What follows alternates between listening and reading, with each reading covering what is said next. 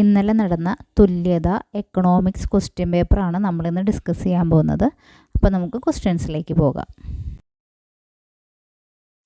First question, അന്വേഷകൻ നേരിട്ട് അന്വേഷണം നടത്തി ശേഖരിക്കുന്ന ദത്തമാണ് പ്രാഥമിക ദത്തം. മൊത്തം പോപ്പുലേഷനെ പ്രതിനിധീകരിക്കുന്ന ഒരു ചെറു ഗ്രൂപ്പാണ് സാമ്പിൾ. നെക്സ്റ്റ് ക്വസ്റ്റ്യൻ, മൗലിക സ്വഭാവങ്ങളുള്ള ദത്തങ്ങളെ അറിയപ്പെടുന്നത്. അസംസ്കൃത ദത്തം, റോ ഡേറ്റ. മൗലിക സ്വഭാവമുള്ള ദത്തങ്ങളെ അറിയപ്പെടുന്നത് അസംസ്കൃത ദത്തം.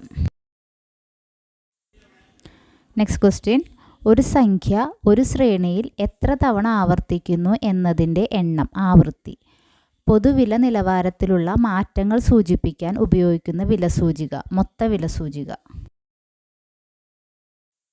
എല്ലാ ഉൽപ്പാദന ഉപാധികളും ഗവൺമെൻറ്റിൻ്റെ ഉടമസ്ഥതയിലും നിയന്ത്രണത്തിലുമുള്ള സാമ്പത്തിക സംവിധാനം സോഷ്യലിസം. അത് പ്രൈവറ്റ് പാർട്ടീസിൻ്റെ കയ്യിലാണെങ്കിലോ മുതലാളിത്ത സമ്പദ്ഘടന. പ്രൈവറ്റ് പാർട്ടിയും ഗവൺമെൻറ്റും ഒരുപോലെ കൈകാര്യം ചെയ്യുമ്പോൾ അത് മിശ്ര സമ്പദ് വ്യവസ്ഥ. അടുത്ത ക്വസ്റ്റ്യൻ, ഇന്ത്യൻ ആസൂത്രണത്തിൻ്റെ ശില്പി എന്നറിയപ്പെടുന്നത് PC മഹലനോബിസ്. ഇന്ത്യയിൽ ധനകാര്യ മേഖല നിയന്ത്രിക്കുന്നത് റിസർവ് ബാങ്ക് ഓഫ് ഇന്ത്യ.